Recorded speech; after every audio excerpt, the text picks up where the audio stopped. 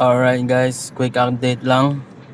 So nag-charge tayo ng approximately 30 minutes. Ayan, nadagdagan ng 5% yung battery.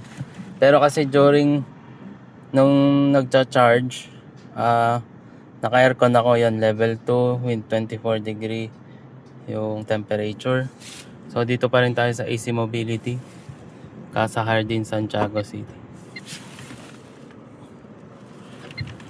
So ayan. So 30 minutes 5%. So ito ay AC charger.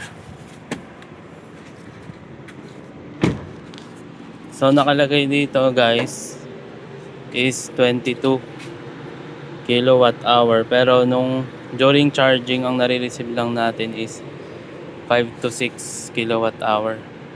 So kasi since yung kahit 22 ito, since yung vehicle nating VinFast Limo Green is kaya lang nang makareceive ng up to 7 kilowatt hour using AC charger. So pag DC charger, kaya niya hanggang 100 kilowatt hour. So again, ito yung lugar, Santiago City, Casa Jardin, Santiago City, Isabela. Ayan, safe na safe yung vehicle mo dito.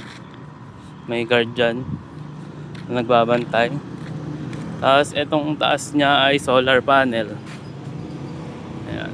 So mukhang okay naman yung build quality nung linungan dito. So hindi ka naman mag-aalala kung iwan mo yung vehicle mo kung may malalaglag na debris. So yun lang guys.